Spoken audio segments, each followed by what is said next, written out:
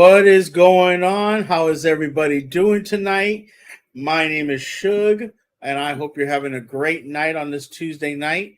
And with me, to my left on the screen, Mr. Garnet West. How you doing, Garnet?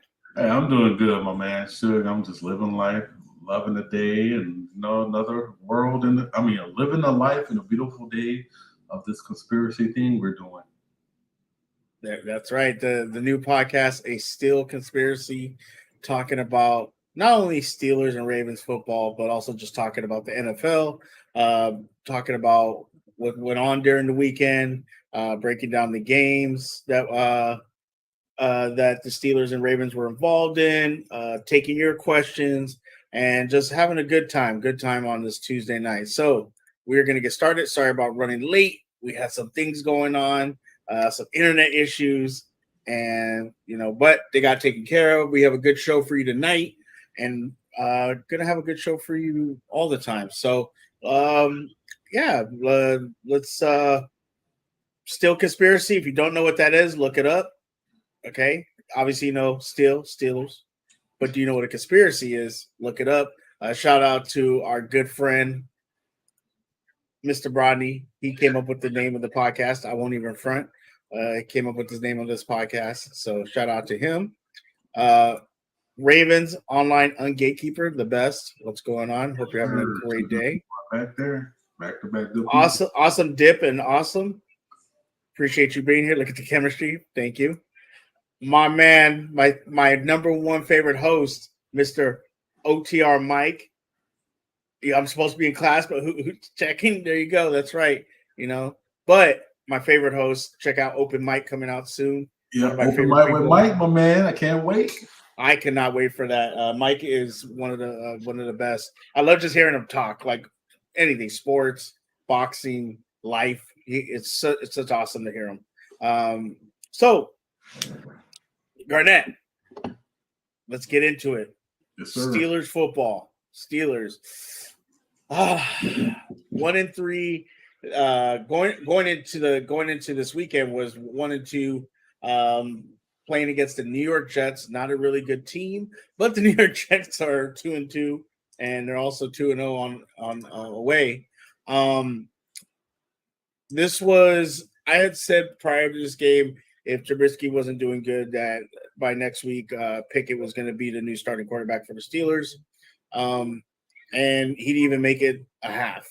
He went, the first half, he was 7 for 13, 84 yards, 1 interception, sacked 3 times. His QBR was 7.5. It was not good. And so Tomlin made the switch at halftime. He put Kenny Pickett in. And the first play, Kenny Pickett, he throws a pick, and I was in a Steelers watch along, and I said, Steeler fans right now, put Kenny in. Kenny goes in, throws a pick, put Mitch back in, and so I want to ask you first before I comment on how he played.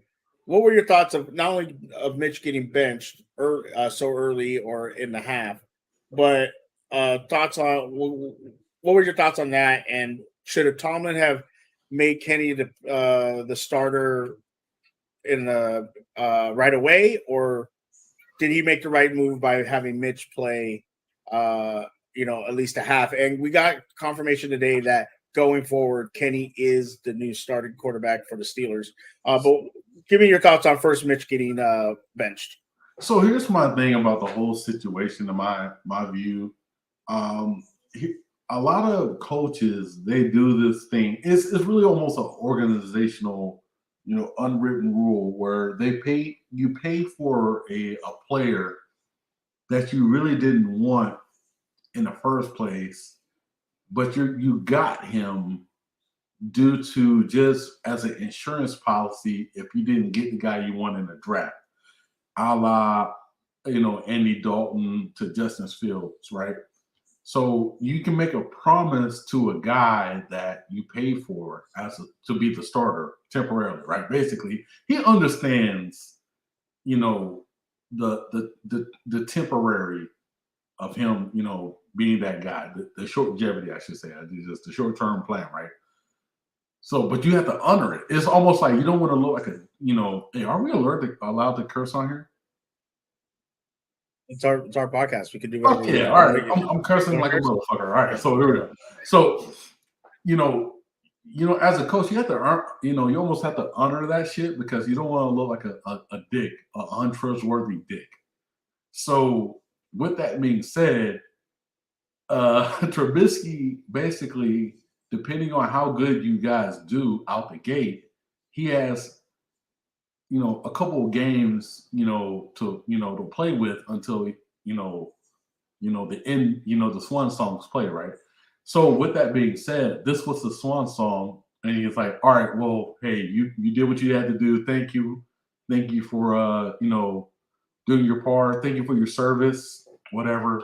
And then here comes Kenny Pickett, right? So yeah, it's really I know a lot of people can really judge, be judge worthy of Kenny Pickett, but like, thrown into the fire middle of a game, basically never started all this. This is his first time.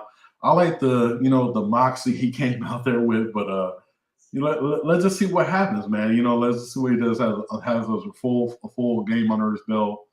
I see right now. I see nothing but a game managing role for him, which is perfectly fine. He has multiple weapons to throw to, in my opinion.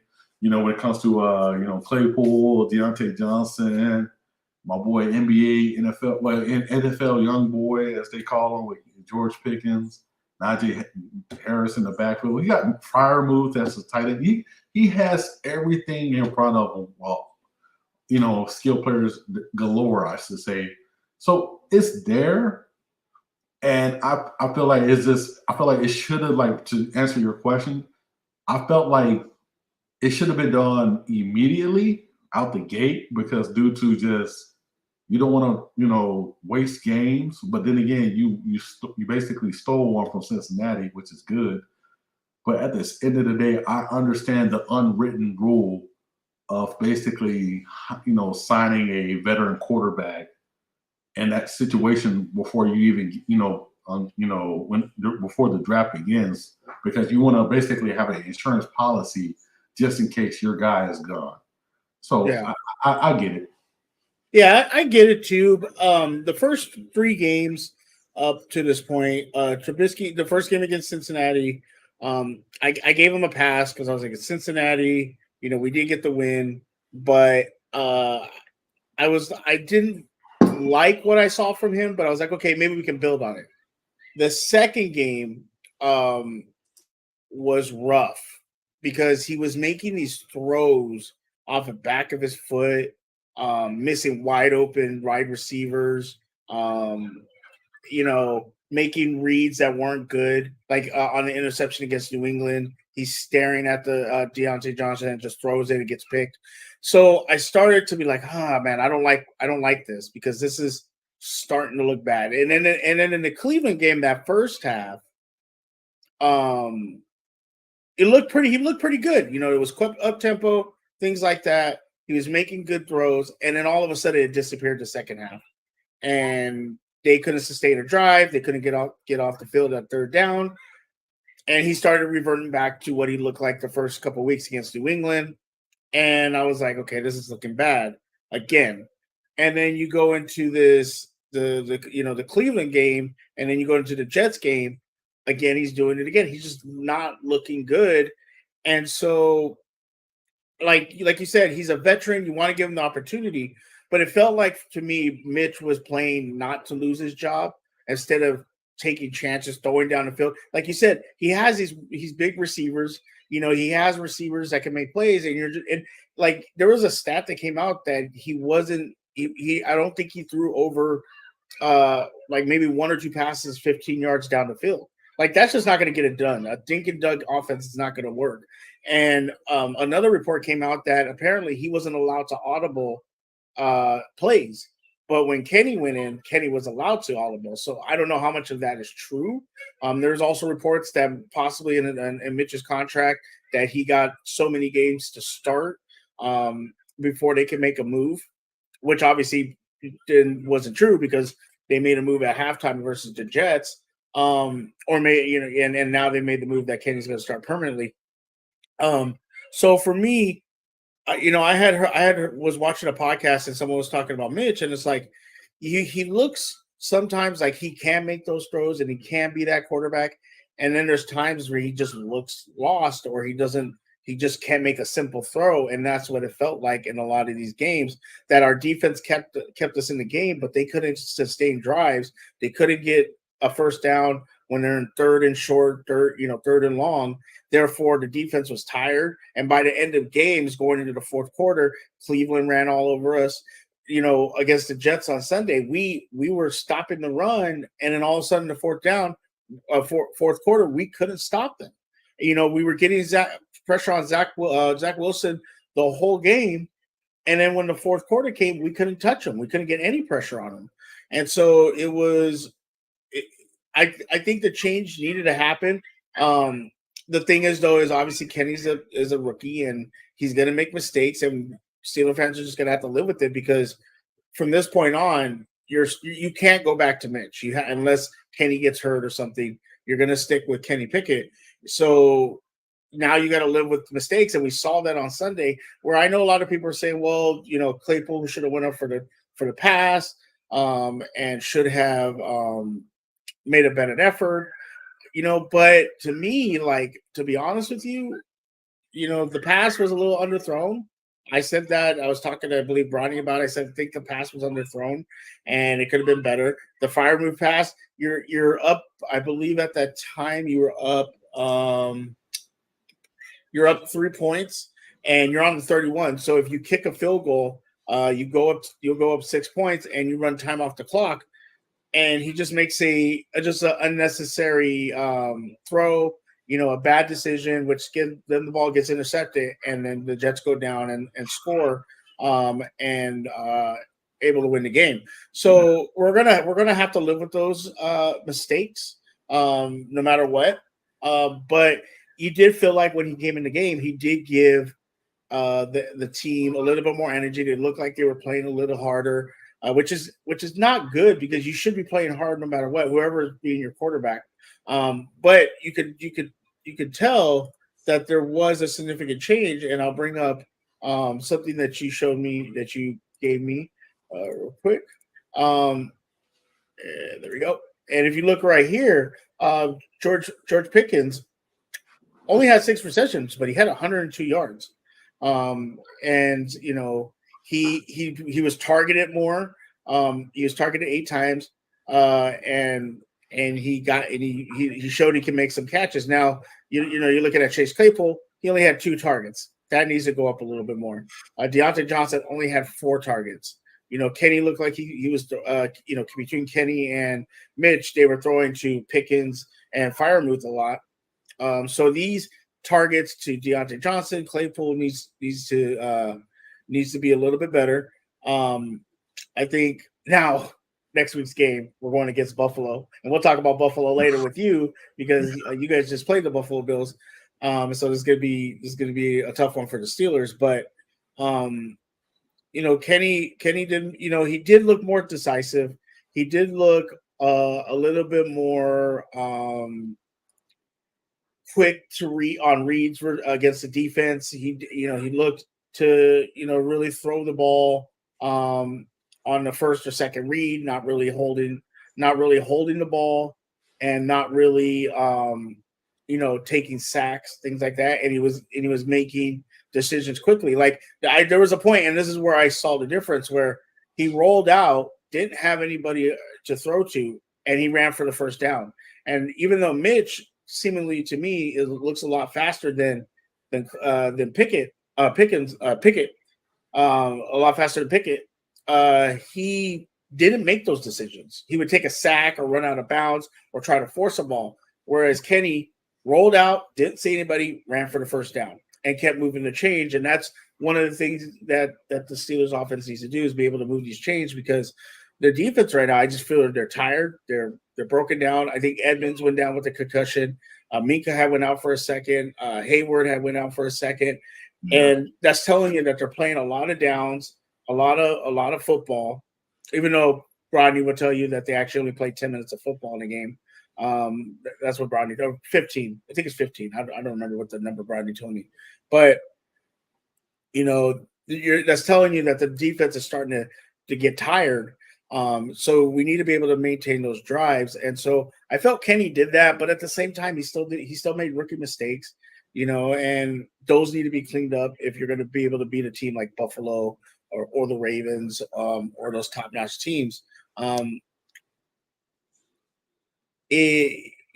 running game wasn't, Najee got 74 yards. Jalen Warren got 18. That was okay. Wasn't great. So the offense still didn't look spectacular under Kenny, but it did look more decisive. And I think Steeler fans would live with that, a decisive offense. Like, hey, we're going to throw down the field. We're going to throw, give our wide receivers opportunity to make plays, things like that. So I think Steeler fans are happy about that. But like I said before, Kenny's a rookie. He's going to make rookie mistakes. We're going to have to live with that now because there's no way you're going back to Mitch unless there's an injury or something. Right. Real quick, just want to shout out some people. Lunchberry Top Take is in the house. What's up? How are you doing? Slip to Tally. I have absolutely murked his name millions of times. Slip to Tally. Coach, make sure to check out his channel. I hope you're having a great night. Appreciate you being here. The homie Fuji, what's going on? Hope you're having a great night. So with the move to Kenny, obviously now we've moved past Mitch. What do you? Why I said slip again, huh? It's sip. Why do I keep saying slip? I don't know why. I don't know why I do that. Hey, so just Coach Evans, sip to tally. Sip to tally. I don't know why I keep saying slip. Hey, so I don't know. This brain right here. This brain is all messed up. It's just kids. Divorces, it's all messed up in here. But moving forward, what do you think Kenny brings to the table for the Steelers right now? Hey man, so this is what I like about young quarterbacks. You don't know what to expect from them. It's like a box attack like Forrest Gump, man. We don't know, man. It's like college, he was pretty good, man. Agile guy. He invented a new rule in college that you can't do anymore, the fake slide. And I don't know if you remember that, but he did that. Yeah, he canceled slide. Yeah, he canceled. It's what you do in Call of Duty. Yeah, right. So cancel slide. Yeah, right. So with that being said, like there's a thing of there's a lot of athleticism, which is crazy, right? But on a serious note, how I look at these type of situations, it's so hard as a coordinator to plan for something that you don't really know much about. So it can be used in the Steelers' favor. I want you to think about this. Tommy Maddox. Greg Maddox. Greg Maddox played great Dodger pitcher, Atlanta pitcher. I'm an Atlanta Braves fan. Curveball. I'm an Atlanta Braves fan. We're in the playoffs, so that's why I said that. But but yeah, Tommy Maddox, right? When he got that concussion, we got knocked out again. Big came in, right? And you guys literally, I think y'all only lost one game, in that stretch. Our only loss was to the Ravens that year. Yeah. So with that being said, it's like it's one of those things where it's an unknown variable how I look at it. So the next game that Kenny Pickett has, really, I would say the Pittsburgh Steelers are in control of that situation because the defense don't know what to plan for. Yeah, they can watch college film. They can be like, well, we can say, hey, they're probably going to play conservative with the kid, but you just don't know. So it's a lot of things to look at it, man, and then how mobile he is. You can have an idea of what to do, but here's the problem. The Steelers, they have a lot of fucking weapons, man. So that's what makes it so hard to like, okay, we know he's going to go to this guy. How do you know that? Yeah. He never played an actual starting game with the Steelers. You know what I mean? Yeah. You see what I'm saying? Like, there's no hints of who you should go after. But at the same time, though, if you can get pressure on them, you can control the situation. You know what I mean? Yeah, for sure. I mean, that's obvious for every rookie. You put pressure on them and see what they're made of. Real quick, I forgot to shout out D Weezy. My bad, D Weezy. And awesome dipped in awesome. Awesome dipped in awesome. I have not ignored your question. I don't know if this is going to be our regular time yet. We're still in talking about it. I used to do Mondays. We were going to do Mondays, but now we're kind of talking about maybe going Tuesdays because I know Coach Evan does a stream, and we were going to start right when he ends his stream. So we're gonna figure it out. I will let you know. Me and Garnet are going to talk about more of that this week. But yeah, and that was the thing going into the season for the Steelers that I was excited about because offensively, yes, they're young, but the O line has done pretty well. They're not bad, they're not great, but they're not bad.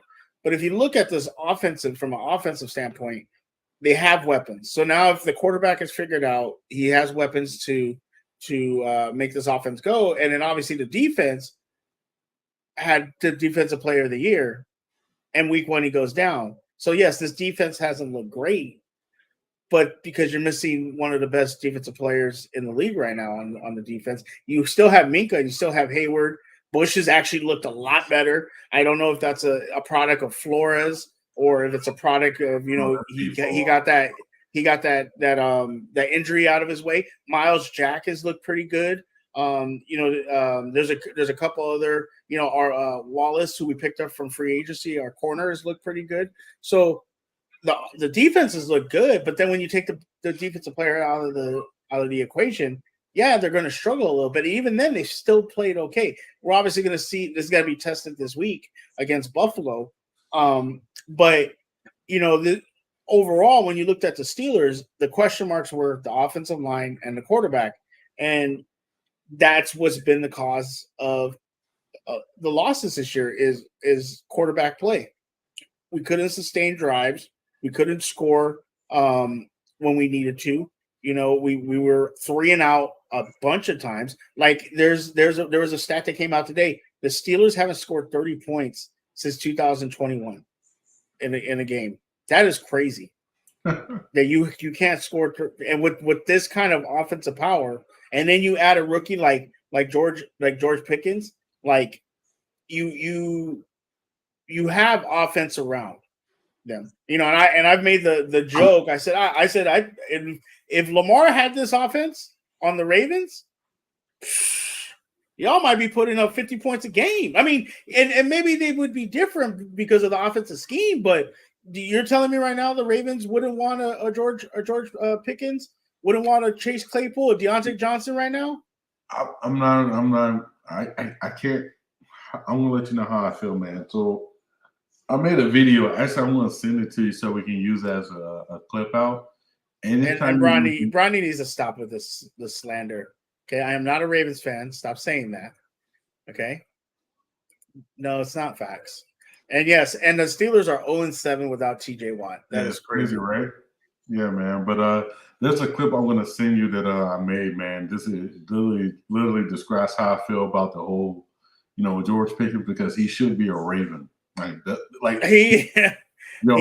He should be a Raven. That is true. Should be a fucking Raven, man. So anytime you say his name or I see him, have highlight plays back to back weeks like he's been doing, man, it literally disturbs my fucking soul, man. Just to let you know.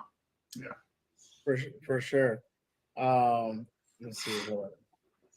This might be the wrong video, but being around Ravens fans and things like that, let me tell you, if y'all had George Pickens right now, y'all might have won that game on Sunday against Buffalo.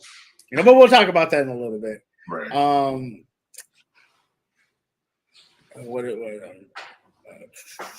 I opened the gamer chat and you can't tell me. Yes, if you are a gamer, make sure to follow Lunch Break Hot Take and follow Old Man Gamers. It's coming back. Suge isn't a Ravens fan, but part of his name is yes. That's what they're making fun of me, Jeremy. But we got Njabu. Absolutely, you did. Big Reg, what's going on? Happy to see you here. This is I cut this. Let me see if I can find it. And my brother Reg, man. But me and Reg, speaking about old man gamers, man, me and Reg, we used to play Madden back in the day before I just retired back in 2000. Before you just retired? Yeah, man. Madden got too boring, man. It's the same. They take something out of a game, they put it back in, say it's brand new, it's new, and then it's like they just keep on doing the same cycle over and over. So I just stopped, man. So I've been playing like, bro. So check this out. This is, I know it's a little off topic, but It's fine. I've been playing MLB Show 2014 forever. I'm very, I tried to play that. I really did, and I just couldn't get into it. I have it downloaded, but I just couldn't get into it. What? So go ahead, No, so the character I created, I'm currently at 600. I think 672 home runs. Oh wow! Right there. I'm that dedicated, man. Think about what I just said. 2014, and I'm at 672 home runs. Okay, I can't find what I was looking for, but that's okay. But yeah, shout out to Big Reg. I am not a big time Raiders fan. You need to stop that. Yes, baseball. Yeah, we're talking about everything, man. We're talking about everything. Yes, sir. I retired from. I used to love playing Madden so much. With my buddy that passed away, we used to play all the time. Get into physical altercations because of that game. But I haven't played Madden. And the last time I played Madden against somebody, they pissed me off because they played stupid. So, how many games? Oh, Richie, man, the game is so. How many games are you? How many games you in your season, Garnet? How many games in your season, bro? Oh my god, I think I'm in. So I got real good. My player's like he's still a 90. I think he's like a 99 still. I'm 28 years old. So I started at 18. I'm 28. So let's think about the math real quick. So 19, 20, 21, 22, 23, 24, 25, 26, 27, 28. That's 10 years. Yeah.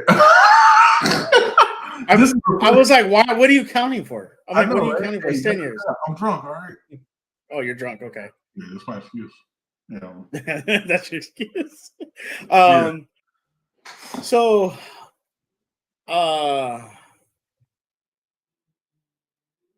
so now moving forward, Steelers are going to be I believe they're playing in Buffalo, if I'm not mistaken. I believe so too. Yeah, y'all play Buffalo, and then because Buffalo plays the Kansas City Chiefs following after. Yeah, we're going into Buffalo now. We've walked into Buffalo and beat them before. And am I confident? Like, I think the Bills open up as a 14-point favorite. Shout out to D Weezy. He'll probably be able to tell you better. Check out him on tomorrow and check out his he does a lot of videos doing bets on the NFL. But they're opening up as a 14-point favorite. I unless Kenny all of a sudden just becomes Big Ben, I'm a little worried about Sunday. Oh, 27-year-old Big Ben, because that's when he was throwing like 5,000 yards, 50 touchdowns. Like, he was kind of fat, but not really fat. I saw your stupid meme too. Okay. So I'm not going to let that slide. It's the truth, though. If you really think about it, if Big Ben was seriously serious about like being in shape, he would have been Josh Allen. Like, you cannot deny that. There's no freaking way you can deny it. I look at old highlights of Big Ben when he used to just chuck the ball down the field, and he would just throw it. But then he would have Mike Wallace, Hines Ward, AB just running under those balls, and Santonio Holmes. Shout out to Living Legend being here. What's going on, Living Legend? Hope you're having a great night. Big Reg, it's going to be a tough game, and you definitely need Pickett to play. Absolutely. We're going to definitely need Pickett to play a lot better than what he did. The two running touchdowns were nice. I don't know. I don't take much stock in that. There you go. D Weezy, Backyard Action Media, MLB, NFL, NBA, NHL, soccer, and boxing. Make sure to check that out. Ben couldn't run Garnett. No, he's saying if he had been dedicated to weight loss, being in shape, he would have been a Josh Allen. Big Ben could scramble. He just couldn't, like you said, he couldn't run, but he was able to scramble out and get a couple yards. Maybe Big Ben just wasn't serious about taking care of himself. Let me ask you a question. This is a huge thing right now. A lot of Pittsburgh fans want Matt Canada fired. They don't believe in his offense. They don't believe he is a good offensive coordinator. What are your thoughts on Matt Canada? So here's the weird situation about Matt Canada, right? So I think Matt Canada gets a bad rep due to this is why I say he gets a bad rep. So he gets there, right? And let's think about this. A lot of people like, I'm not trying to, we can take this how you want to take it, or we can like whatever, just whatever. You got a guy that's been in the system, been in with the team, the franchise forever with Big Ben. You bring in a new guy that's trying to implement what he thinks should be done. Big Ben gets pushback. Big Ben's get what he's want. As a fan base, whose side are you on? Big Ben or the new coordinator? Yeah, you're going with Big Ben. Yeah. So like basically now you have a weird PTSD moment where you're like, oh my God, the offense is gonna be whatever. But at the end of the day, it was Big Ben that was slowing down the offense. Big Ben was basically equivalent to a Peyton Manning on the back end of his career. It's. I mean, Peyton Manning was still good. Yeah, but the year they went to the Super Bowl, bro, they literally carried his corpse to the Super Bowl, though. I mean, have you seen the size of his head? You're gonna have to carry something. True, but still, though, yeah. But yeah, I think Matt Canada. I don't know. Steeler fans want him out of there. Big Reg, if you think about it, Big Ben can still play in the league now. Him and Tua got the same arm strength. Hey, wow, Big Reg. Wow, that is god damn, that's kind of messed up. That was meant to kick Ben, not kick Tua. Don't kick Tua right now, because that would not be a good thing. Please don't kick Tua.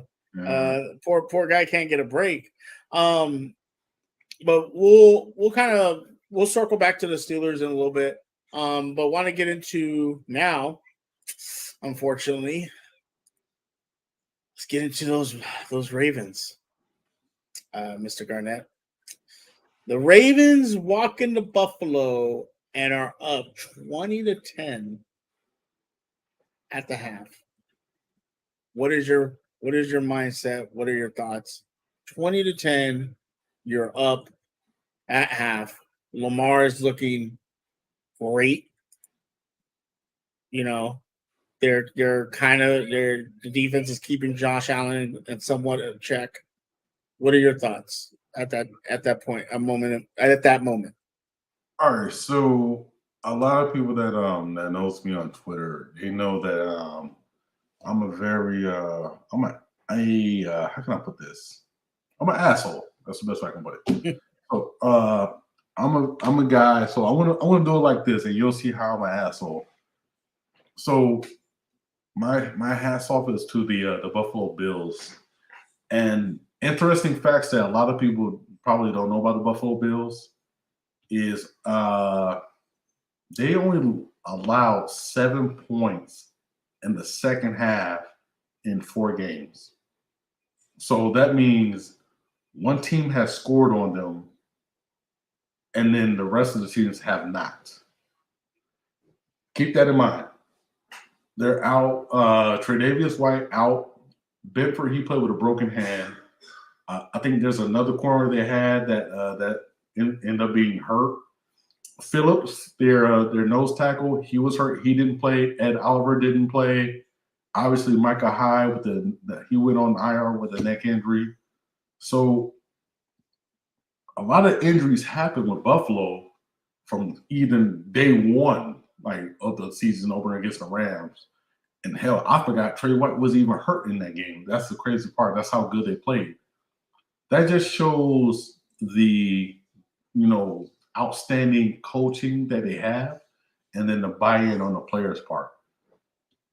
Hats off to them. They deserve to win that. Like they've been doing this consistently week in, week out.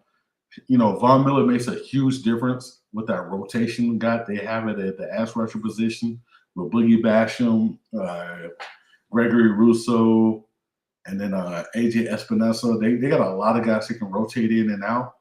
But at the end of the day, they believe and they buy into what the coaches are saying.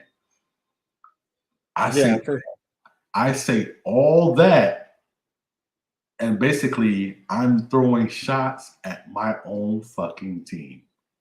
Like everything that I just said literally counteracts what people would say about my Ravens. Like any excuse you can think of is out the window. Like literally, so when it comes to their secondary, our secondary, we're somewhat completely healthy. We're 32nd in the NFL of allowed, passing yards, I believe. Yeah, we lead the league in interceptions, which is awesome, phenomenal, but we're 32nd. Yes, a lot of people will say, hey, well, we're our edge rushers. We gotta wait till our edge rushers come back. It'll be different because we're lacking edge rushers, right? Okay, cool. I'm gonna wait for my dad I ain't seen in 3 years come back and surprise me. Like, come on, man. Like, I get it. I understand it. It's like, edge rushers play a vital part to the passing game. But here's my problem: the coordinator knows the situation, but he's not helping out the edge rushers. So it's like it plays a lot of things back to this coaching staff. It's so much deeper than this. Like this game is basically mapping out the issues that we've been having since day one, even before game one, because we knew we neglected the edge rushing position due to injuries. Instead of signing these, Home Depot workers, Hey. what's Home up? Depot workers are good people, okay? They are Especially good. especially the ones you pick up from outside, okay? They work hard. I know exactly. They should be at Home Depot and not on the football field, bro. There you go, facts. So, go ahead. I'll tell you what. Where I knew there was an issue, because all I heard was how great the secondary was going to be, and I had asked somebody. I said, "Are you worried because Joe Flacco, when Joe Flacco played you guys, he threw for 300 and something yards?" I said, "Does that bother you?" And no, it doesn't bother us. We're good. We're good. We don't have to worry about that. That was just they didn't score on us. It was just a lot of yards. But now you're starting to see the quarterbacks that can throw touchdowns throw touchdowns. I mean, Tua had 6 touchdowns against you. Granted, Josh Allen had only one, but it was a low scoring game, and they just the second half. You have an ex MVP in Lamar Jackson. Buffalo scores 13 points, but the Ravens scored nothing. Right. And I think that is a big issue because, over the last couple of weeks, Lamar has been just scoring like crazy, and he's been throwing touchdowns. And, and some people say maybe it was the rain, as Awesome dipped and Awesome. Hey, I'm gonna cut that bullshit. Hey, the Buffalo Bills was in the rain. Sure. They was down by 17. They was down by 17 points in what they do. Suge wouldn't know anything about working in front of a Home Depot. No, I would not. Nope. Brady, you ain't got no damn head trussers, Tommy. Wow. Martin reference. Big Reg, no lead is safe for the Ravens. This team is ran by hoarders. Most of the players are trash, but they want to keep them anyway. Yeah, I mean, I'm not gonna say they're trash. Let me tell you, if some of these players were playing on the Steelers, I'd be happy. Second half bagel, no cream cheese, absolutely, yeah. And you have an MVP. So let me ask you this: we're talking about the Steelers offensive coordinator. Let's talk about the Ravens. First, we'll talk about the Ravens offensive coordinator. Did they just go into prevent mode or conservative mode? Or what do you think happened in that second half? Because you've had a great offense up most of the season, and Lamar, like I've said, is a former MVP and looking like a candidate for MVP. Kind of looks like the number one MVP right now. in first place. So what happened that second half that you guys couldn't score at all? Not even field goals. Like if you get 2 field goals in that second half, you win the game. I know there's a 4th and 1 happened, but kind of give me your thoughts on that, the offense in the second half. Sure, you ready for the real moment? Sure. When it's this time, it's this time. All right. Got to open up for this one. So I'm gonna keep it real with Greg Roman. I'm gonna be a little quick with this. I don't want to waste people's time on this. Greg Roman has the most sexiest 15 first place script you'll ever see. You'll see plays that you never would thought of Greg Roman to see. He'll do all these razzle dazzle plays, and then either we're gonna get our 7 or we'll get our 3. We're gonna score. We're gonna move the ball down the field beautifully, like. And then you're like, God damn! So Greg Roman, he is in his bag. He's in his vault. Great things are about to happen, right? First half. So after the first 15, great, right? And then we'll go back to somewhat being normal, but people are so hypnotized about what they saw at the beginning that they're not realizing what's happening now. But at the same time, Lamar is literally, covering it up with his greatness. From my belief, but at the same time though, like the playbook is being there. Like if the players are executing, got it. I'm still waiting for more stretches. I'm still waiting for more tosses. I'm still waiting for, screen plays. We don't really run that many of those plays. We don't. But as a run game guru, like you should see more of that. Like with the line that we have, our line is very they can move. They're agile guys. They can move laterally, and then just like go forward, vertically, right? They're good guys, man. So not seeing that makes you question Greg Roman. Now, when we get to the second half, that's when it goes to like, hey, we're gonna go back to the plain Jane playbook. Lamar, make it work or whatever. But this is where it's like weird moments, man. It's like weird moments. Like the whole 4th and 2, the last play of the game, yes, we should have kicked it, get the field goal. And I just want to say this real quick. A lot of hardball lovers, that's what I'm going to call you guys, no disrespect, but it sounds disrespectful. I get it. A lot of you guys are be like, hey, well, they're going to score anyway, so why not go ahead, go for 7? Okay. My whole logic is, okay, well, if they're gonna score, all right, let's get 3. They're gonna score anyway, right?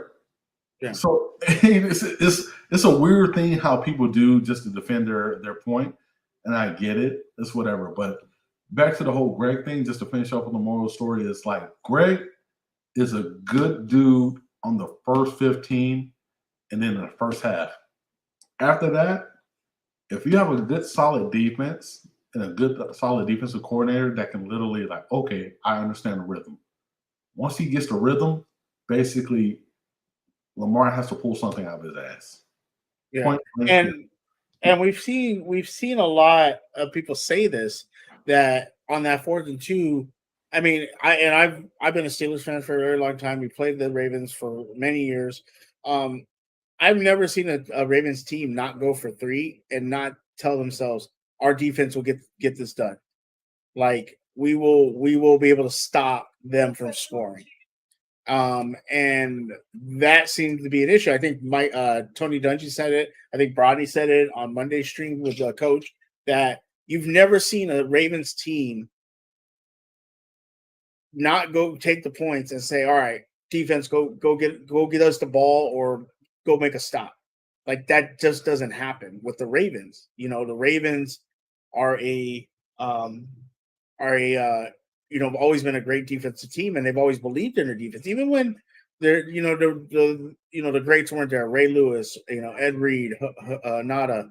They still were a defense where you still were like, all right, we could stop anybody if we want to. And so before we continue with that conversation, and real quick, I think what Awesome Dipped and Awesome was saying was, because if it wasn't raining, Buffalo would have put more numbers on the Ravens. Maybe. And that's what he's saying right there, or they are saying. Darius, what's going on? Hope you're having a great night. Appreciate you coming and hanging out. Jeremy Miller, Ravens get way too conservative when they have a lead, but they've had big leads. That's the problem. It's not that you get conservative. It's you have big leads. You should be able to play conservative. You have an MVP quarterback who's coming off injury. You know this, so you should play conservatively. Your defense, however, should not. And they should not be giving up the points they gave up in back-to-back games. Do you know what's your record at home right now? 0-2. So with that, and what's your record in the last 5 home games? Well, it's like 61-1 now, right? No. Last 5 home games are 0-5. 0-5, but I'm talking about like there's a record that was snapped due to us losing at home. Yeah, that's crazy. I think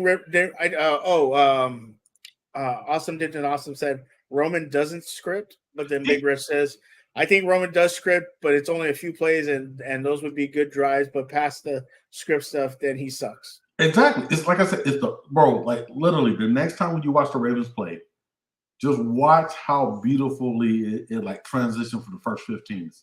The first 15 plays, like literally the opening drive, you're like, damn, like you're gonna think about what I'm saying. You're like, damn, this is smooth. Damn, I ain't never seen that play before. Damn, like it's like the transition of those plays are beautiful. Then after that, we go right back to being normal. Like we have God mode for like that first series, and then we go back to being mortals. I swear to God, I cannot make this up. Yeah. Awesome dipped in Awesome. Look at the Snead interview. He said Roman runs his plays no matter the opponent. Nothing in this team is specific. He's just a player. Why would we listen to him? He don't know nothing. Living Legend, why after all these years did you divorce your wife? I said because she's a hardball lover. I was like, wait, is he asking me?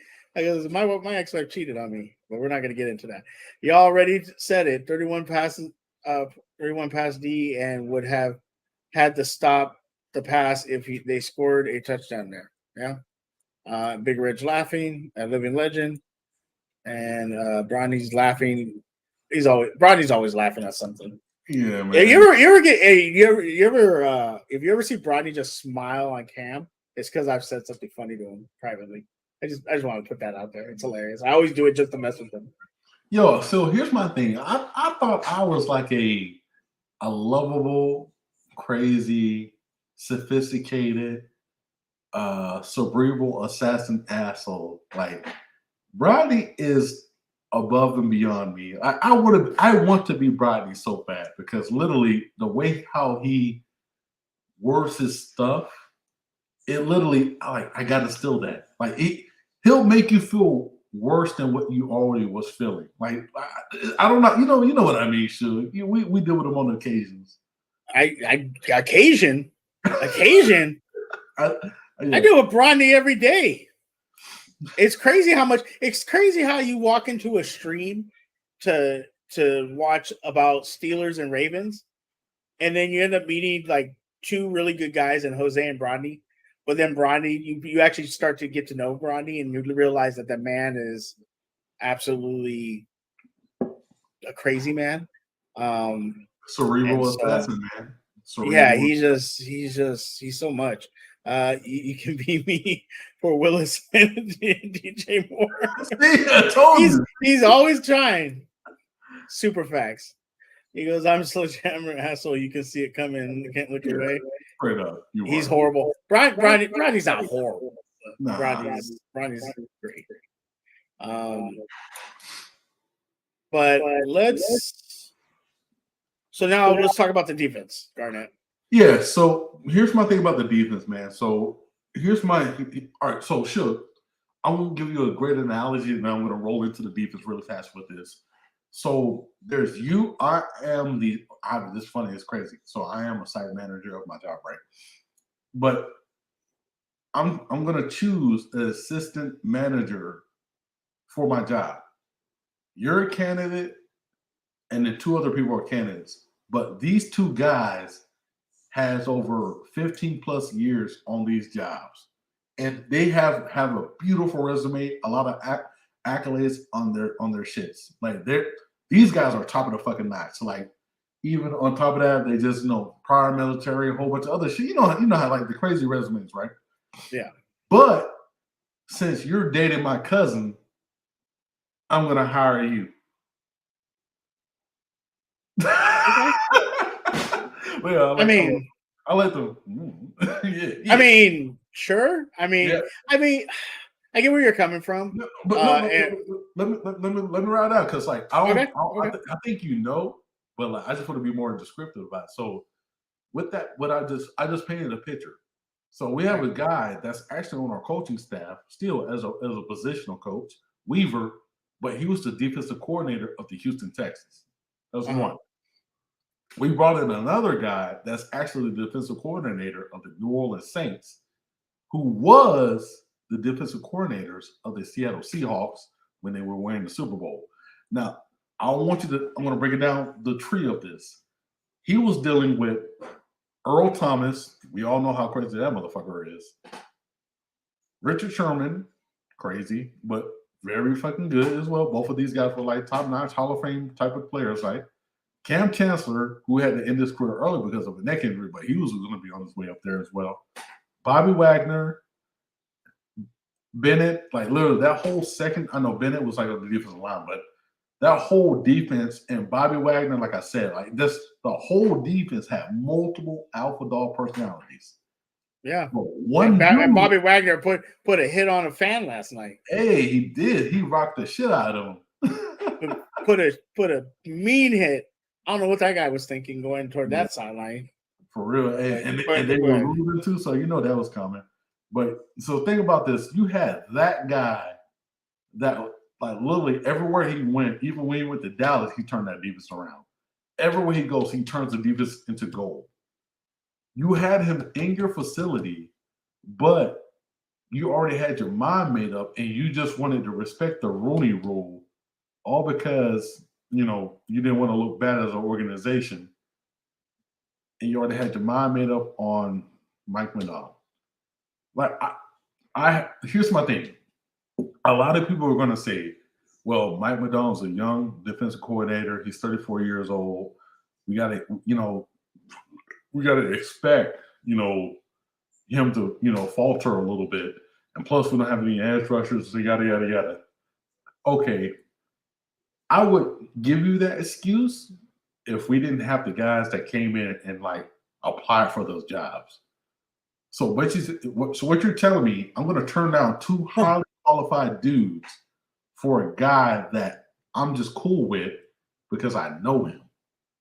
So you see what I'm saying? It's like you're basically saying, since I know him, he's going to be better than these two. So that's why I say the standard of the rule, it doesn't apply to me. I'm not gonna use that as an alibi or excuse or however you want to call it. That's where I'm at, man. Yeah. And like I was saying earlier, to me, and I asked, like I said, I asked somebody, I said, you're a little worried because Joe Flacco, not Tom Brady, not, Allen, not Mahomes. Flacco threw 300 and something yards against you. Now, you guys didn't get any touchdowns. The Jets didn't get any touchdowns, granted. But 300 yards passing against a defense that supposedly was going to have a top 5 secondary has not looked top 5 at all. And you saw obviously the reaction from Marcus Peters trying to go after Harbaugh, and you're bringing up Mike Macdonald. A lot of fans are now saying, "Hey, he needs to leave. We don't like the way this defense is being." I mean, like we just talked about when Jeremy said your offense gets conservative. Well, if your offense gets conservative, your defense needs to maintain that level of and aggressiveness to try to win the game. And if you want to be this great defense, you're gonna have to do that. And they just haven't been able to do it twice. And do you think it's because you don't have edge rushers? Do you think it's the lack of injury? It's the injuries, or do you think it's Mike Macdonald? Because you brought up Mike Macdonald right now, talking about how he got the job and really doesn't deserve the job. So do you think there needs to be a coaching change, a philosophy change, or is it the players, or what do you think is going on with the defense? So as much as I'm giving Mike McDonald shit, it's not his. It's his fault, but it's not his fault. Like he wasn't. He got the job because put like this. I wanted a job. I think I'm qualified for it. If I get it, I get it. Cool. You know what I mean? Whatever. I got the job though. It's cool. But knowing the magnitude of the whole thing, it's like he's just gonna like, I'm giving him the backlash that he deserves, but he don't really deserve it. It's more about Harbaugh getting the backlash more than anything.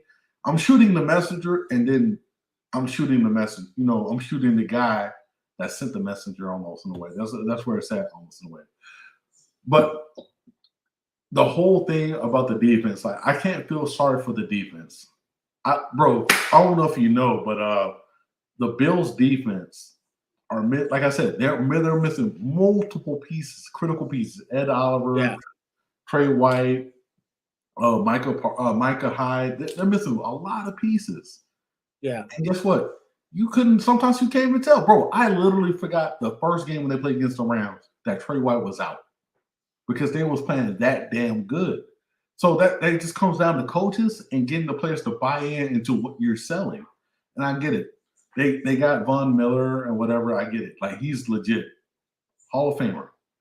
But you're telling me the way we talked about I even do that. I'm holding my defense to a standard. Like this is me. I said I went on record with there's a lady named Sarah Ellison, great lady, cool lady.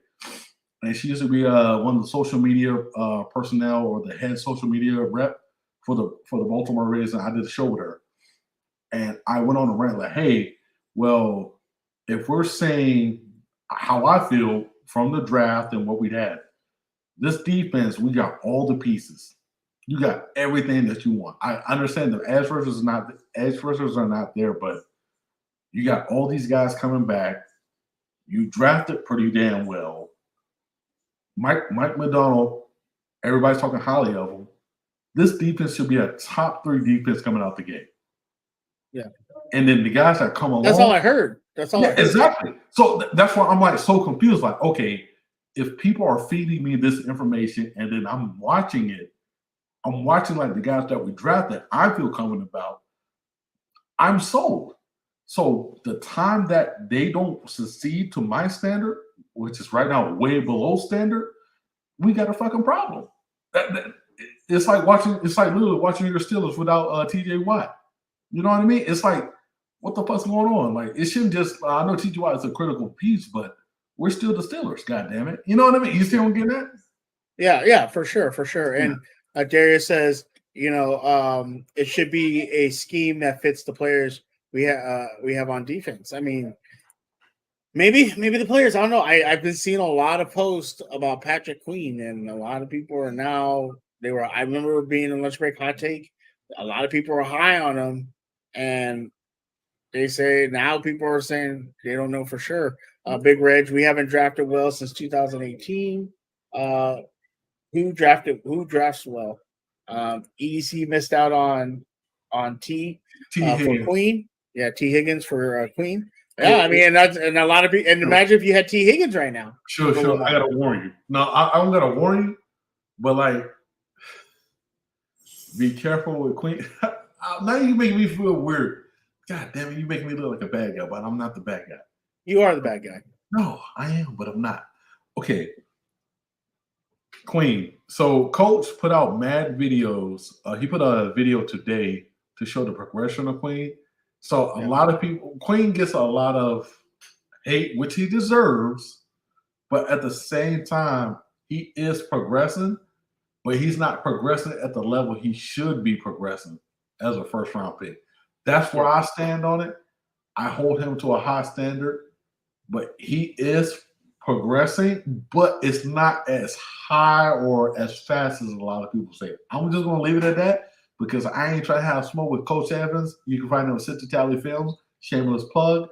Go ahead, Suge.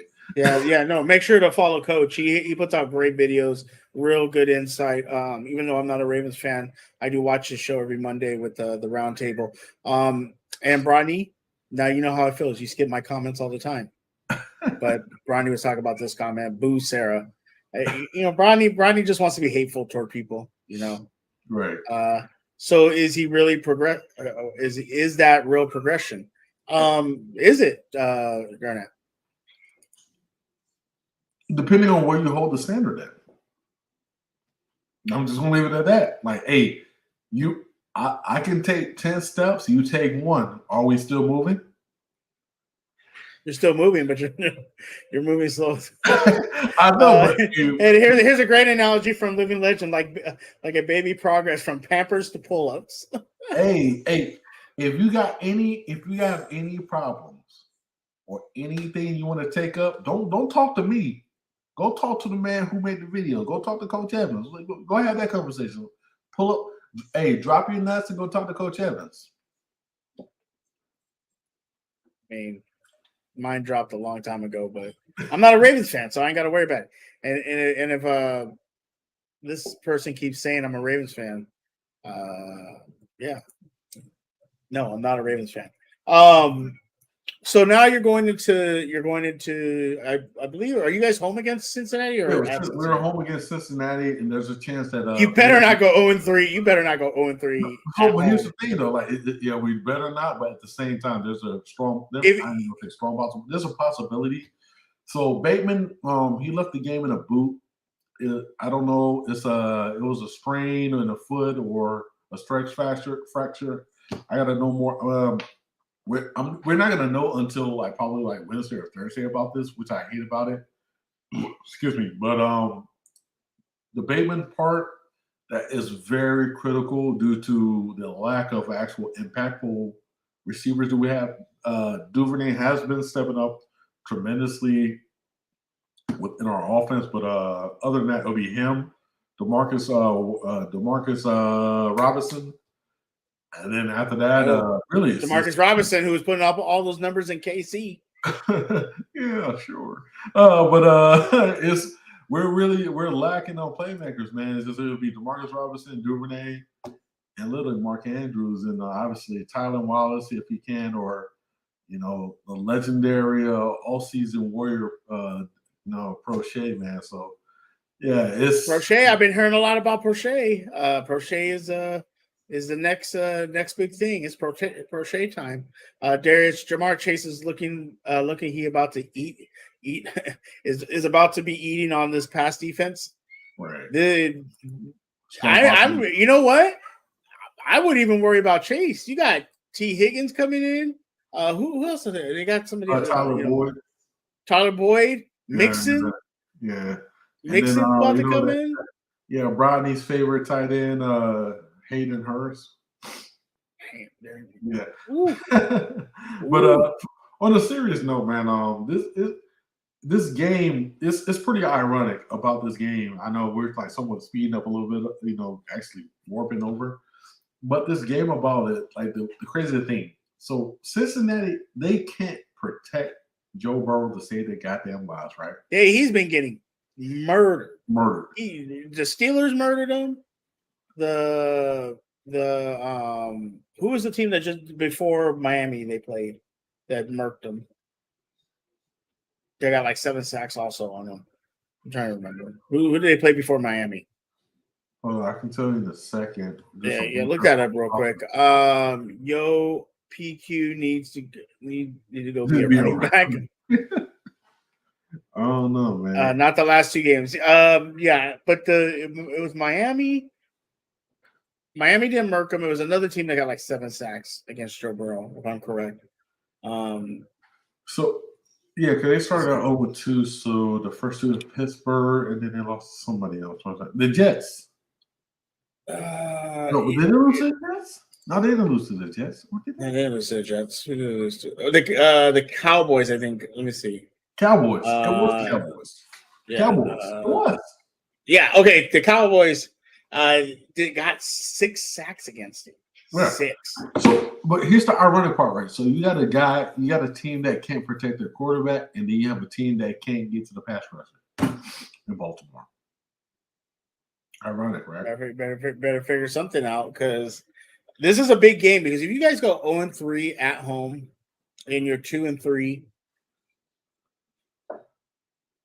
Jose from Lunch Break Hot Take said that he doesn't think that they'll fire Harbaugh. But do you think that if that happens, they should? Not so. I don't think they're gonna fire Harbaugh. I'm not saying you. I know they're probably not. Yeah, but do you think they should? You're 0-3 at home with the former MVP and the way he's playing. Yeah, so I'm all about moving on from Harbaugh. I love good dude, very good dude. You know, if anybody starts off with that statement like that, that's how you know it's like, you know, no. When you start off the statement with, "I don't mean any disrespect," means there's exactly, disrespect right? coming. He's a good person. You know what I mean? So, like, John Harbaugh is a great foundational coach. Perfect example: Dan Campbell with the Detroit Lions. Great foundational coach. He's the the rah-rah.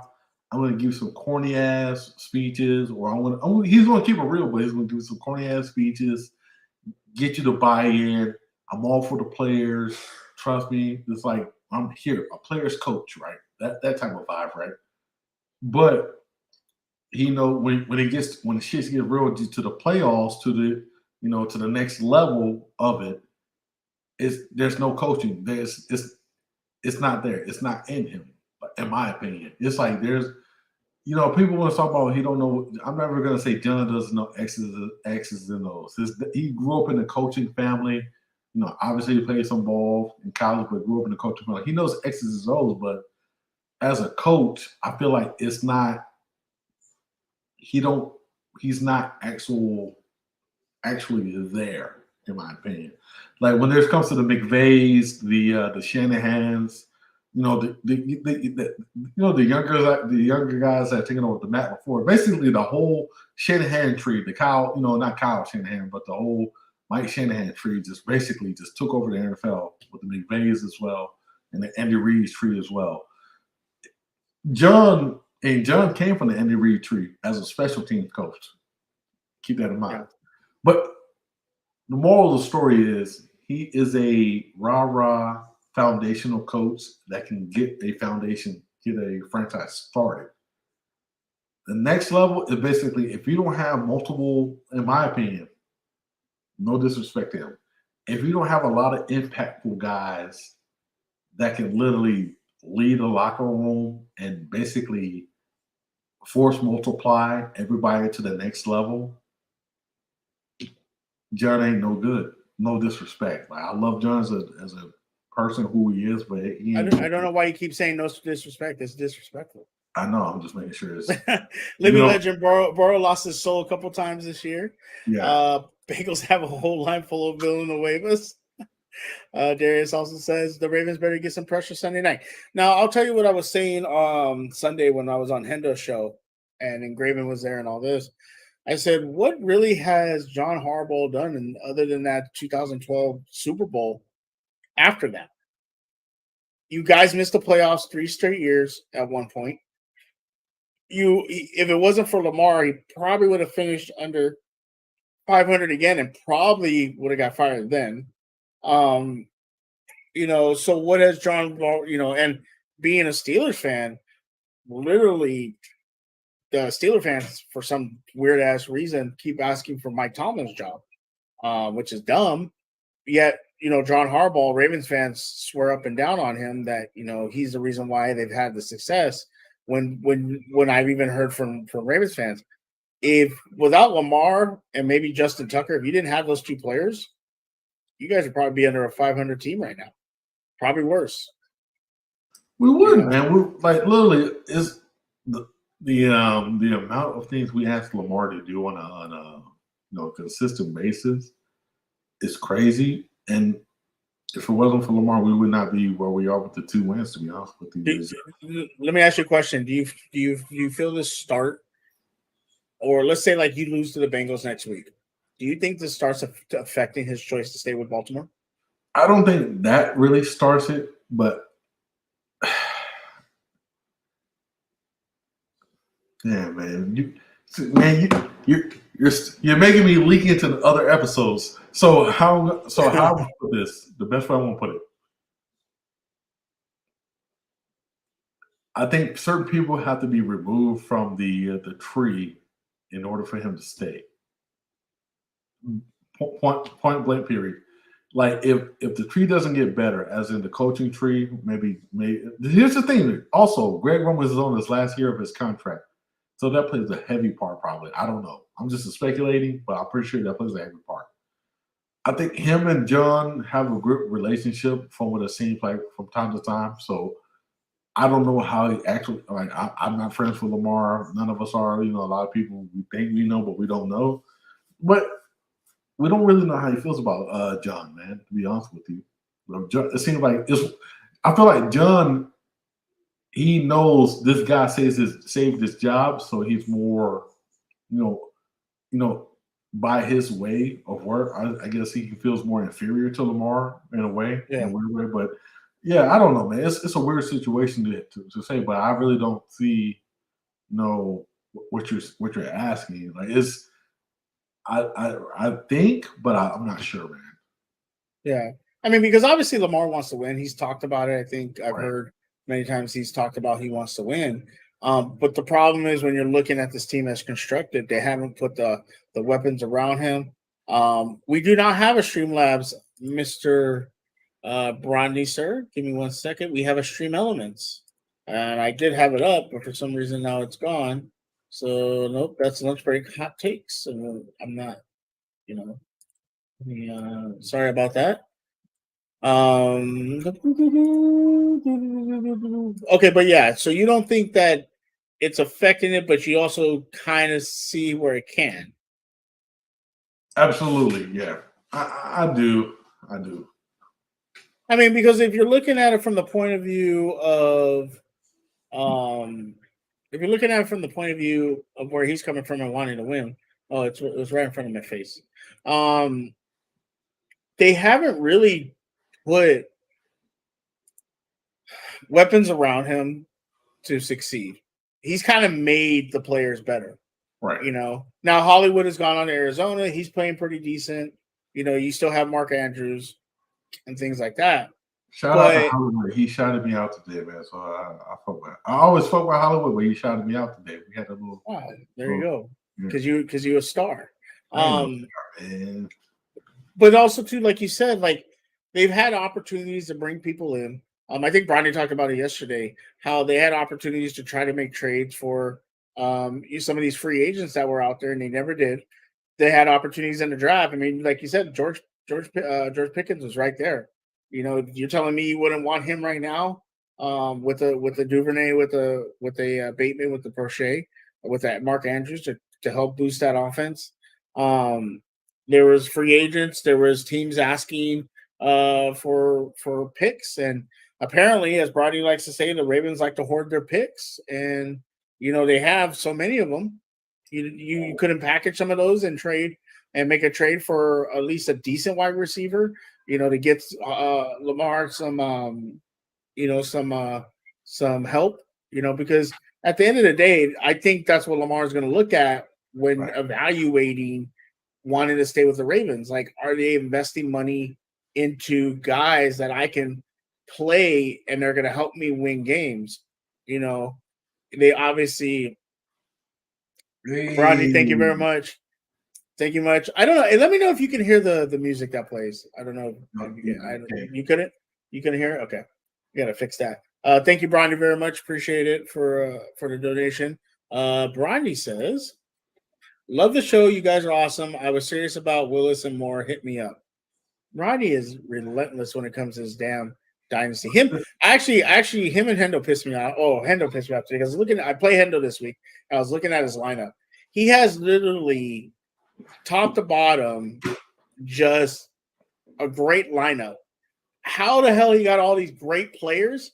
And I asked him how. He goes, I traded from. So all you people that are in this dynasty league trading with Hendo, giving him these great players, you're a jackass. I'm just gonna say it like it is, because y'all a bunch of suckers to give Hendo all these great players. Like, I know he didn't draft half of them, Yeah, He had money. to pay Yeah. for it, man. He Oh, coming out the wallet for that. well, Jesus, horrible, horrible, just horrible. But thank you very much, Bronny. Appreciate the love. Yeah, It's thank always a you, Brad. pleasure. I'll be sending that $10 back on Wednesday to you. So seriously, I donate all the time to Lunch Break Hot Take. Make sure Right. to check them out. They're great. They're a great show. Did you ever hear the story of how I found them? No, I have not. I put in it was Ravens Steelers, and I put Ravens Steelers reaction. So I'm looking at you know how when you put it, you search bar and videos pop up, and so I was looking for a live. So every live was white guys. It was white guy, white guy, white guy, white guy, white guy, and then I get to like the sixth video, and I see Rodney and Jose, and I'm like, man, I don't want to watch white guys talk about this, man. I want to watch these two. So I clicked on the video, said something, and Jose was like Suge Knight, which is funny because any other time I go into a stream, nobody can pronounce my damn name. They're like Suge Knight, and me and Jose started talking. We won that game, and me and Jose started talking.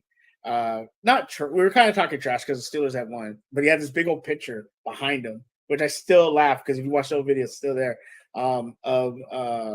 I believe it's Ray or I believe it's Ray or Suggs just standing over Big Ben, clocked him, and so Jose was talking trash and bringing it up, and followed them from then on, and joined the Patreon, and we became friends, and started watching the show all the time and being part of the OT show, and that's how I met you. And then I used to come listen to you in the spaces, and how I met Hendo and D Weezy and all these guys. So it's kind of crazy, but yeah, that is a true story. That's a very true story. I told Jose one time, the first time we ever did a show together, that that's what I saw. I just saw like just white guy, two white guys. I'm like, I don't want to watch these guys. And then I saw Brady and Jose, and I think they had like 3 people watching them. So I'm like, I'm gonna go in there and watch them. And ever since, and I've been part of them growing. I remember when they would do live streams, and there'd be like 8 people, 10 people of them, and now they got 60 to 100 watching them consistently. Right. So it's been awesome to be part of that the LBHD crew. So. Yep. Yeah, man. I just like same thing with me, man. I think it was a Wednesday or whatever. It always been Wednesday around about 7:15, unless they've been on color people time, which means 7:30. So I just remember like then, like, all right, I'm always trying to look for new YouTube content for Ravens and stuff. And because, like, a lot of people just, they recite the same regurgitated information over and over and over. They'll give their opinion, but a lot of it be the same old, Ravens are okay. They'll be good. John's going to whip them in shape. Great coaching, but yada yada. I mean, it's the same vibe. But I'm not disrespecting it. It's just I just want to hear another side of the story. Right? And then I'm hearing these two brothers talk. Man, it's like, damn, they think how I think. Like, it's not okay. I think it's okay to move on from John. Like, they're like, damn, they're like, dude, subscribe. You know what I mean? Like, It was a beautiful thing, man. And obviously, I didn't know how much they had when they came. They had plans for like the OT show, but at the beginning of the show, they do the Black History fact of the Black History fact of the day, man. I mean, that was pretty. One of my favorite parts that Ronnie does. I'm not even trying to be funny or anything. I actually really enjoy because Ronnie comes with he comes at it with so many different angles. He'll come at it with a very sad story, or a very powerful story, or a very like makes you think story, and it's one of my favorite parts of their show. Obviously, the OT is one of my favorite. Is my favorite. But Black History fact that Rodney does is always one of my favorite parts of his show. I asked him to do Latino fact history, Latino fact. He hasn't gotten on that yet, but he's told me he'll get to me eventually. Hey, so I mean, like, we could.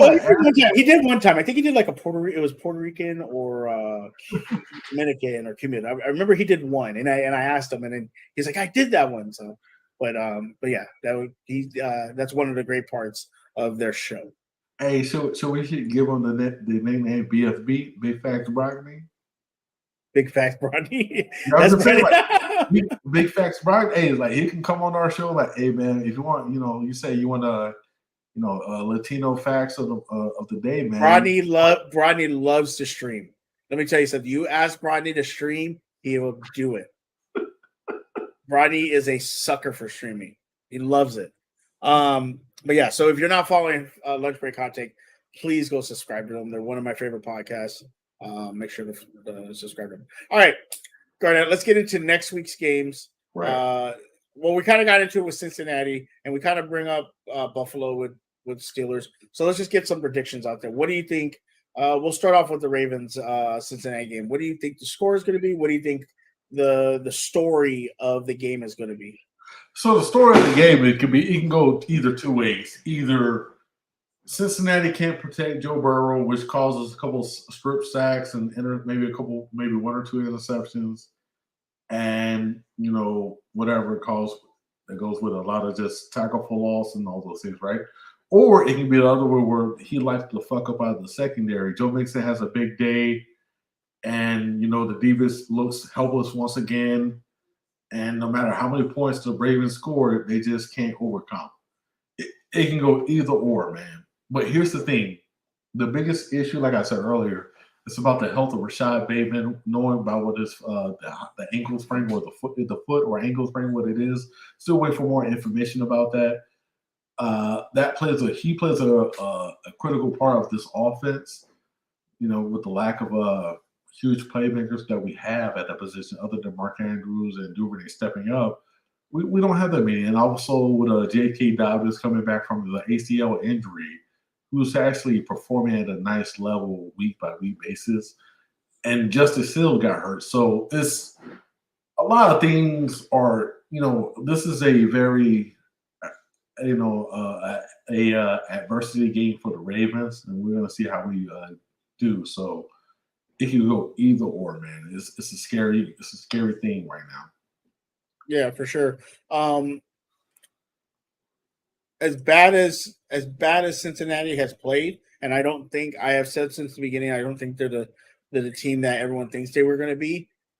But the problem is they're starting to round into shape, and you got to kind of that old saying is you got to Kobe Bryant would say you got to rip their heart out when you can. This is an opportunity for the Ravens to rip the Bengals' heart out, put them down, make them a under 500 team and kind of keep their foot on them. Otherwise, I think if Cincinnati can win this game, we're not looking at a Cincinnati team that has momentum. They have confidence, and they could now run the AFC North, which I'm very worried about. So I want the Ravens to win. I agree with you that your defense hopefully can get pressure on Joe Burrow, make him make some mistakes. But I am worried, simple fact that they have 3 weapons in receivers and tight ends. I don't know if your secondary can handle that. Can Kyle Hamilton, who everybody was 1 week saying he's garbage, the next week, he's Pro Bowl. Now we didn't hear his name this past weekend. Is he going to be able to play defense on these receivers? Marcus Peters is a great player, but he's only one player. Williams hurt right now? I'm not. No, so none of the secondary guys are really hurt right now. Yeah, Marcus Williams, Marcus Peters. So you got Marcus Williams, Marcus Peters, and then you got Kyle Hamilton. Are these guys going to be able to play? I'm sorry, what was that? Yeah, Marlon Humphrey as well. Yeah, I know you meant. Marlon Humphrey. Are these guys going to be able to play against this great offense? Yeah, I think they can hold their own, but at the same time, it really just depends on that front defense to get it home, man. At the end of the day, you can only do so much and be hold the receivers of that caliber so long in the secondary, man. So, Big Reg, what I mean by that is you're saying, you're asking me, wait, Suge, you're saying you're not scared of the Ravens leading the AFC, leading the North if we win. If you guys win and your defense cleans up, absolutely, you're the favorite. right now you should be the favorite to win the AFC North. The problem is I've seen you guys. I'm like I said on the show on Sunday. I don't see you walking into Buffalo and beating the Ravens. I don't see you guys walking into KC and beating KC. I don't see if Tua is healthy, possibly going into Miami, and beating going into Miami. Now, Miami comes to you guys, I think you beat them. I think any team that comes to Baltimore, you should beat them. Now you're 0-2 at home, so you better not go 0-3 because that changes a lot of things. But I'm more scared of Cincinnati because they've been there last year, and if they start to get almost like remember that movie Stella Got Her Groove Back. If the Bengals start to get their groove back, then I'm a little worried. If that offensive line starts doing what they thought they were going to do, and the defense plays well, they have an offensive juggernaut with those receivers, tight ends, running back, and the quarterback that they can just start scoring. It's going to become a little hard to beat them. So Peters is guarding Chase and let Marlowe guard Higgins. I mean, is that what you got to do? Big Rage. Nah, we trash. Shout out to Mr. J, my homie. Higgins is still going to get his. Mr. J is one of my love hanging out with this guy. It was awesome watching the Panthers Cardinals game with him. He was just going crazy the whole time, just irritated at Baker. He would, the things he was saying about Baker Mayfield should not be spoken in public because he was going hard at Baker Mayfield. Jesus. Mr. J, that is true. Last thing you want is Marlowe trying to run a track meet with Chase. Yeah. And that's the thing. I'm just saying they have such good offense. That's my point that Baltimore needs to beat them to keep them down, keep their confidence down. You want to try to tear their heart out. The Steelers did that in week 1. And Dallas did it, things like that. So you got to try to keep them down because you don't want them to start getting confident and getting that swagger back that they had going into the playoffs last year. So I'm hoping the Ravens. I don't want the Ravens to win because I don't like the Ravens, but I also don't want the Bengals to win. So, I'll root for the lesser evil. Just a good question for you: which one would be the easier path? Like, who do you think you guys can beat, us or the Bengals? Am I being truthful? As constructed right now, absolutely. I don't think we could beat either. But TJ Watt comes back. You already beat the Bengals once. Yeah, but TJ Watt got hurt. But if TJ Watt comes back and Pickett doesn't make so many rookie mistakes, I'm confident we can beat the Ravens. And I'm confident that we can beat the Bengals at home. Are we going to shut down Lamar? No, but that means we got to get in a shootout with you guys. And your offense is showing your defense is showing that a shootout can happen. So, but it all depends what Kenny does. Right. I'm going to see against a good defense next week, even though they're missing a lot of their players. What is he going to do?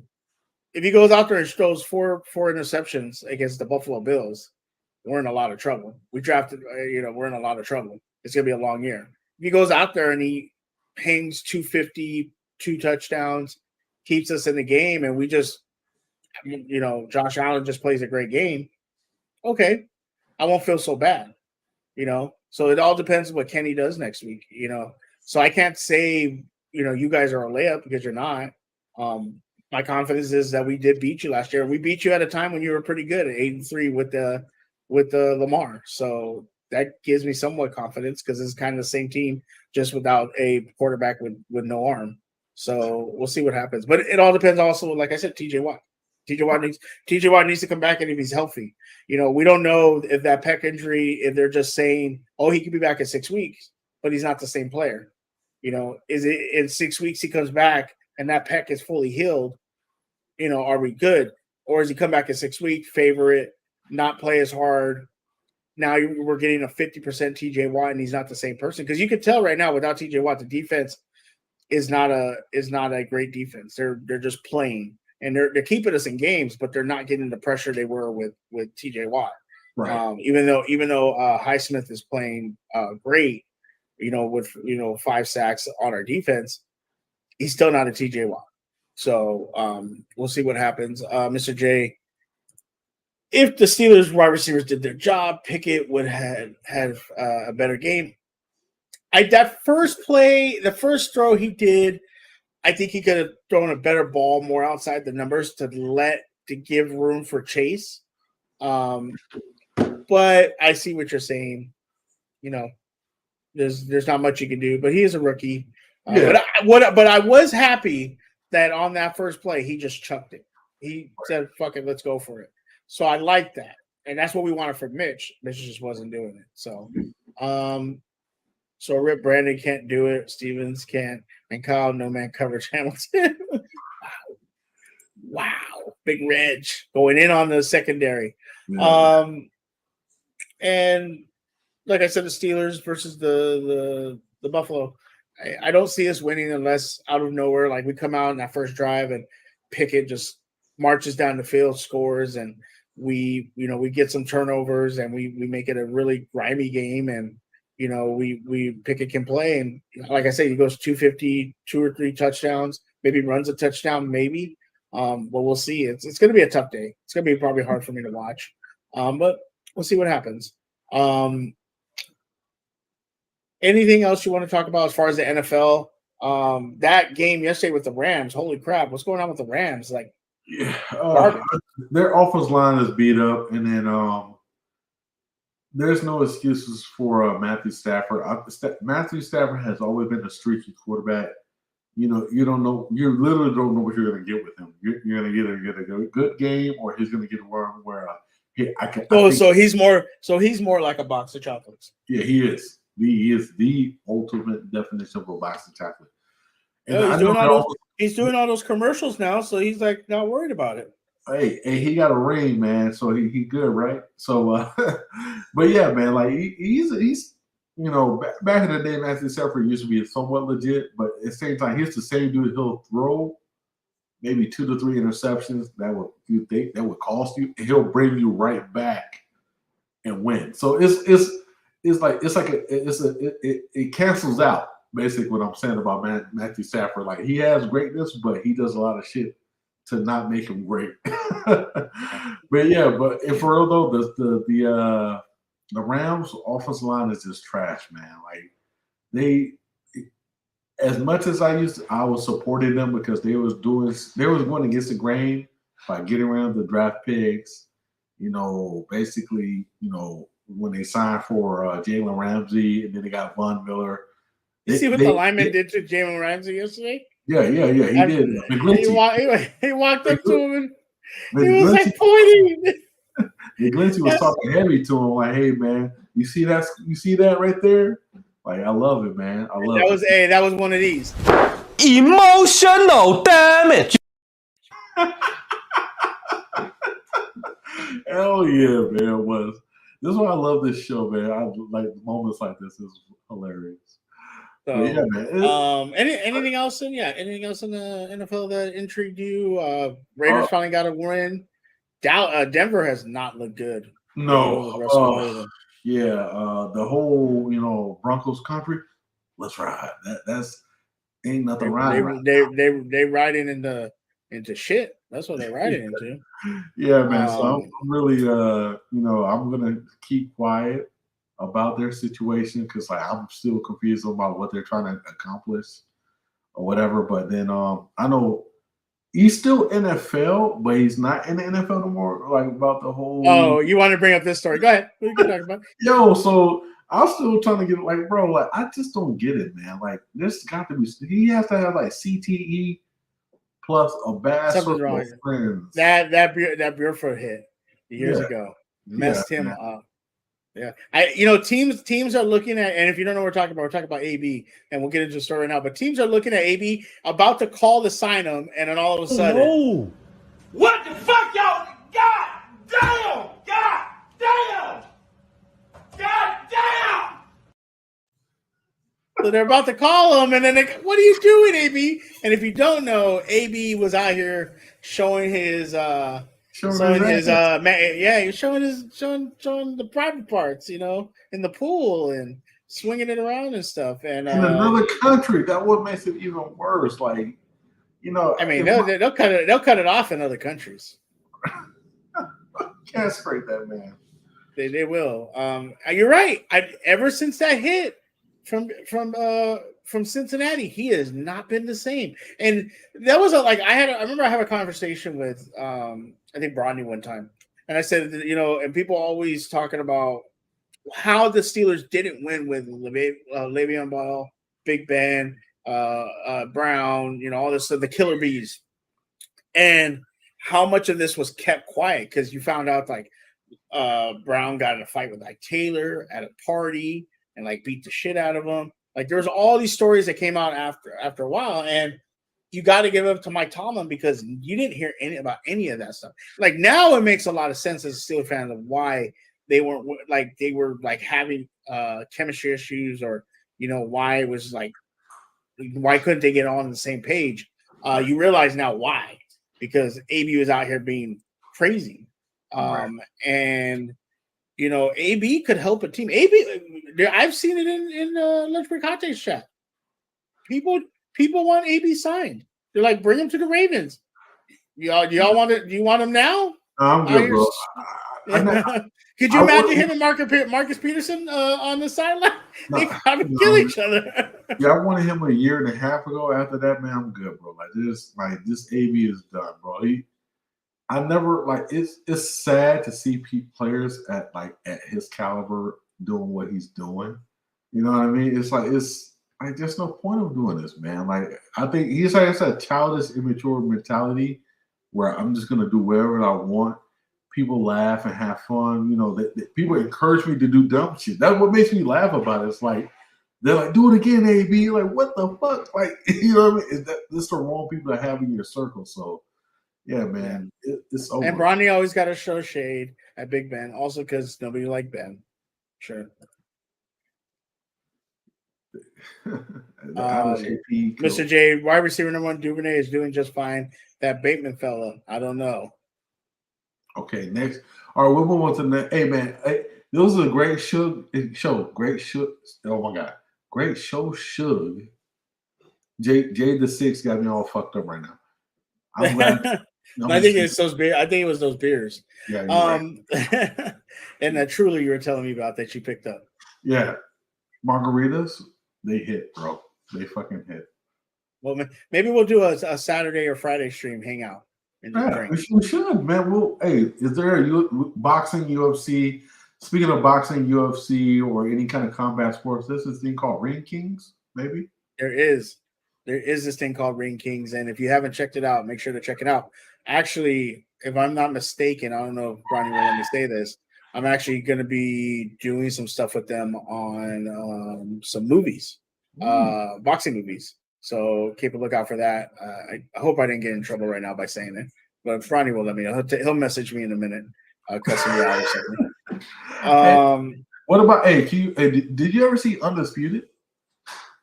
Undisputed with Wesley Snipes and Ving Rhames. That, you know what? That one's good. I'm gonna tell you something. The second one's better because it's more MMA and oh my God, White. What's his first name? Jai White. Is Joe Jai White? Yeah. He's in that movie with I seen it. I seen it. Oh, it's great, dude. That movie I like that better because I wrestled, and so I know more MMA. I like boxing, but I didn't like the way Undisputed the boxing fight in that movie was. I like the second one. Yeah, the third. I'm gonna tell you something. Undisputed 3 is underrated because they have a capoeira motherfucker in there. They have this other dude that's Spanish that does some crazy kind of fighting. Check out Undisputed 3. That one is awesome. All right, I like that one. We gotta pull a poll up on Twitter or something because I swear to God, Undisputed 1 is hands down one. It's not the best boxing scene I ever seen, but that boxing scene was like fucking legit from bell to the end. It was good. No, I'm not saying it's not good. I liked it, but I enjoy MMA right at the time and MMA movies, and Undisputed 2, Undisputed 3 were dope. And he talks about they did 4 MMA Undisputed movies. Yeah, they just kept going. They're like, oh, we're just gonna keep going with this movie. Hell yes. hell yes to the news, or hell yes, he's in trouble for announcing it. Hell yes to the news. No, I'm in trouble, Mr. J. Yeah, so keep an eye on that Ring Kings podcast. I will always shout out that podcast plus Lunch Break Hot Take. Mr. J also does Twitch, so make sure to follow him. Obviously, Hendo Henderson, Ravens on Gatekeeper, D Weezy, Coach, Living Legend, Engraven. I know Garnet. Are you still doing spaces? Because you're the face that run the space. Man, so I do spaces here and there, man. So I might try to put something together for a little, if you have questions, if you're a Ravens fan, you have questions, man. We'll put like a little panel together. Get Bronny on there. Bronny loves to do panels. Oh, absolutely. Especially a Panther fan talking about Ravens stuff. It's very outside. He's a Ravens fan. He doesn't outside looking in perspective is the best perspective, right? So, but yeah, man, I will put something together. A lot of big time content creators. I'll get them in the room and we can just discuss ball. Yeah, I mean the biggest content creator is Brodney, so get him on there. So yeah, I think that's gonna be it for tonight. Like I said, I know they were asking earlier if we are gonna do it on Tuesdays or Mondays. I'm not sure yet. Kind of gonna see what the schedule looks like. But we will put out a tweet. Make sure you follow myself and Garnet. Garnet, where can the lovely people find you? All right, so if as you can see right now, you can find me at Twitter at Garnet478 GARNT478. I know a lot of people like to joke around and say I have many accounts because I get banned a lot, but I'm living on a straight line now. I'm not going to be in Twitter prison anymore. I'm living my life on a great parole status and be a good citizen. Okay, I'm going to say something. I know we're live. But you can't say I live on a straight line and then rub your nose. Okay. That's a bad look. That's a very bad look. Yeah. Just can't do that. Okay. I live on a straight line. No, don't do that. But also you're the face that run the space. Right. Let's not forget that. And yeah, make sure to follow Garnet. He'll be retweeting or tweeting out about the show. And obviously, you can find me at Suge Knight 323 on TikTok and Twitter, Suge Knight 1323 on Twitch, and Suge Knight 323. Put that in the search bar in YouTube, where you can find this show. We just started. We're gonna finish out this year. We may do some other things. I know I was talking to Garnet, and we might do some other stuff with this. You never know. We might do some. We talk some life stuff. It's a still conspiracy doesn't just mean football. We might talk conspiracy stuff. I know Bronny loves talking conspiracy. So, me too. Bro, I'm all about conspiracy. So, hey, I know we talked about old man gamers. So, I'm a huge Metal Gear Solid series. That's my favorite game series of all time. And that video game is all about conspiracies, like from the get go. So, yeah, I'm all about it, man. Sure, you're giving out Ring King secrets, Mike. I did not give any secrets out. But yeah, make sure to follow, leave a comment if you like what you see. If you don't like what you see, if you got suggestions, or we made a comment and you want to argue about it, I will argue with you all day. Just ask Brodney. But thank you very much, everybody that showed up, all of our friends, all the people in the chat. Appreciate all of you. Thank you for coming and hanging out with us tonight. We will be doing it. We will be doing it again next week. I just don't know if it's Monday or Tuesday. Just watch out for our tweet and make sure to follow the channel so you get those notifications. For myself, Garnet, we will see ya. You just shook up the world.